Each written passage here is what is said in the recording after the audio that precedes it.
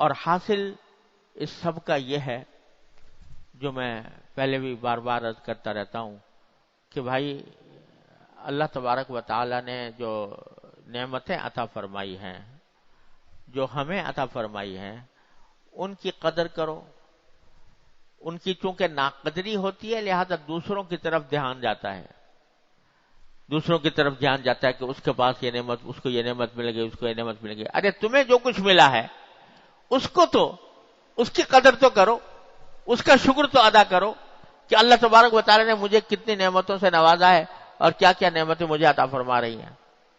رکھی ہیں. میرے حضرت والا حضرت عارفی قدس اللہ تعالی سرہ، عجیب اللہ تعالی نے ان کو باتیں اللہ تعالی نے تلقین فرمائی تھی.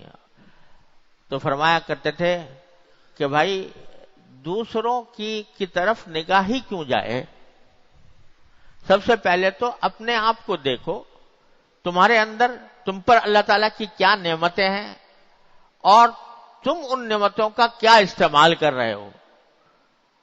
اس نعمتوں کی کیا قدر کر رہے ہو. دوسروں کو کیا دیکھتے ہو؟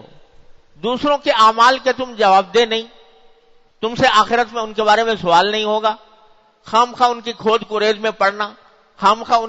ان کے معاملات میں دخل اندازی کرنا، یہ اس کی کیا ضرورت ہے؟ اپنی طرف دیکھو، اپنے عیوب کو دیکھو، اپنی نعمتوں کا مشاہدہ کرو، اس پر اللہ تعالیٰ کا شکر ادا کرو. تو اس معاملے میں حضرت والا فرماتے تھے کہ بھئی دوسروں کو کیا نعمتیں ملی ہیں میں کہاں دیکھوں، میں تو جب تک مجھے اپنے اللہ تعالیٰ نے جو کچھ دیا ہے اس کا اگر میں مشاہدہ کرنے لگوں اور اس کا مراقبہ کرنے لگوں تو وہی مجھے اس سے فرصت نہیں ملتی. تو حضرت ایک شعر فرماتے تھے، حضرت شعر بڑے اچھے کہا کرتے تھے. تو شعر فرماتے تھے کہ مجھ کو اس سے کیا غرض، کس جام میں ہے کتنی میں، مجھ کو اس سے کیا غرض، کس جام میں ہے کتنی میں، میرے پیمانے میں لیکن حاصل میں خانہ ہے، میرے پیمانے میں لیکن حاصل میں خانہ ہے. یعنی مجھے کیا اس سے کیا غرض کہ کس کو کتنا ملا ہوا ہے، لیکن جو کچھ مجھے ملا ہوا ہے اللہ تبارک و تعالیٰ کے فضل و کرم سے وہ حاصل میں خانہ ہے. میرے لیے تو وہی سب کچھ ہے اور وہی نعمت ہے. اس نعمت کا استحضار کروں یا دوسروں کو دیکھوں؟ میں تو اللہ تبارک و تعالیٰ کی اس نعمتوں کے استحضار میں گم ہوں کہ کیا کیا نعمتیں مجھے اللہ تبارک و تعالیٰ نے عطا فرما رکھی ہیں. مجھے زندگی دی، مجھے آنکھیں دی، مجھے کان دیے، مجھے سماعت دی، مجھے بینائی دی، مجھے صحت دی، مجھے رزق دیا، مجھے اولاد دی، مجھے گھر دیا، مجھے گھر والے دیے. اس پر اتنی نعمتیں میرے اللہ تبارک و تعالیٰ کی طرف سے ہر آن ہر لمحے مبذول ہیں کہ ان کا حد و شمار، ان کا شمار ممکن نہیں. ان کا شمار کہاں تک کروں؟ وہ نہیں ہو پا رہا تو دوسرے کی طرف کیا نگاہ جائے کہ اس کو کیا ملا ہوا ہے.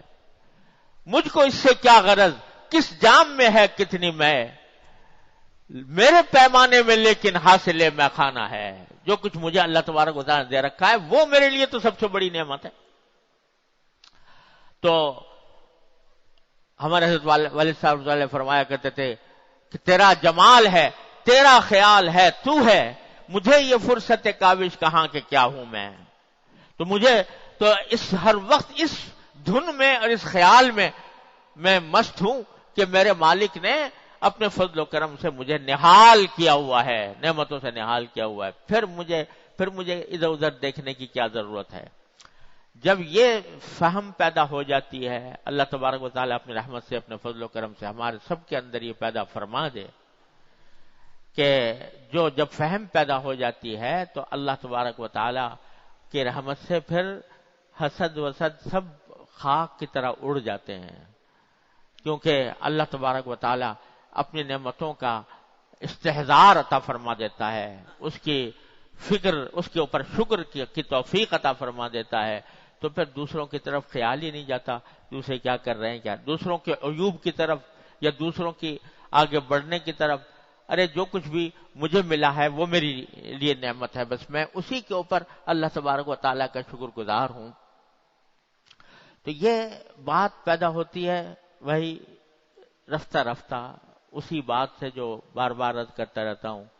کہ خیالات کی رو، ہمارے خیالات کی جو رو ہے وہ دن رات ایک طرف چلی ہوئی ہے، دنیا کے کاموں کی طرف، دنیا کی لذتوں کی طرف، دنیا کی راحتوں کی طرف، دنیا کی ترقیات کی طرف۔ اس کو ذرا سا اس کا رخ موڑ کر اس کو اللہ تبارک و تعالیٰ کی رجوع اللہ کی طرف اس کا موڑ لو، کہ جب کوئی اچھائی سامنے آئے تو اللہ تبارک و تعالیٰ کی کا شکر ادا کرو، کوئی اچھی لذت حاصل ہو تو اللہ تعالیٰ کا شکر ادا کرو، کوئی راحت ملے تو اللہ تعالیٰ کا شکر ادا کرو، شکر کی رٹ لگاؤ، اللہ تعالیٰ کی نعمتوں کے پر شکر کی رٹ لگاؤ۔ جو بندہ شکر کرنے والا ہوگا اور کثرت سے شکر کرے گا تو اس کو انشاءاللہ شیطان بہکا کر حسد کے راستے پر نہیں لے جا سکتا، کیونکہ وہ تو دن رات شکر ادا۔ حسد جو ہے یہ تو شکوہ ہے، حسد تو شکوہ ہے کہ بھئی اس کو مل گیا، کیوں مل گیا، یہ شکوہ ہے۔ اور جو بندہ شکر گزار ہے، اللہ تبارک و تعالیٰ کی نعمتوں کا شکر ادا کرنے والا ہے، وہ گلہ کیسے کرے، وہ شکوہ کیا کرے، وہ تو شکر میں ہی دن رات مگن ہے کہ اللہ تبارک و تعالیٰ نے اپنی رحمت سے مجھے اتنی نعمتیں عطا فرمائی ہوئی ہے۔ تو شکر کے ذریعے اور رجوع اللہ کے ذریعے، اللہ تبارک و تعالیٰ سے مانگنے کے ذریعے، ایاک نعبد و ایاک نستعین کہہ کر اللہ تعالیٰ سے مانگنے کے ذریعے اپنے خیالات کی رو کو اس طرف لے جاؤ، اللہ تعالیٰ کی طرف لے جاؤ، اللہ تعالیٰ کے سامنے پیش ہونے کی طرف لے جاؤ، اللہ تعالیٰ کے سامنے جواب دہی کے احساس کی طرف لے جاؤ۔ جو آدمی اپنے خیالات کو اس طرف موڑے گا تو انشاءاللہ رفتہ رفتہ یہ بیماریاں خود بخود ختم ہوں گی۔ اور موڑنے کا طریقہ یہ ہے کہ صحبت اختیار کرو، اچھی صحبت، ایسے لوگوں کی کہ جن کے خیالات، جن کی باتیں، جن کی فکر وہ اللہ تبارک و تعالیٰ کے رجوع کی طرف ہوں، ان کی صحبت میں اٹھو بیٹھو، اپنی صحبت میں اپنی اٹھنا بیٹھنا، اپنے دوستیاں یہ ایسے لوگوں کے ساتھ رکھو کہ جن کو اللہ تبارک و تعالیٰ نے یہ فکر عطا فرمائی ہے، تو انشاءاللہ رفتہ رفتہ خیالات کا رخ بھی مڑے گا،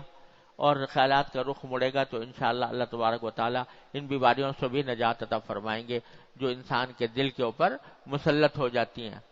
اور پھر بھائی جب کسی کے دل میں یہ ایسا جذبہ پیدا ہو بھی، غیر اختیاری ہی صحیح، تو اپنے حق میں بھی دعا کرو کہ یا اللہ یہ میرے دل میں پیدا ہو رہا ہے، اپنی رحمت سے مجھے اس سے بچا لیجیے،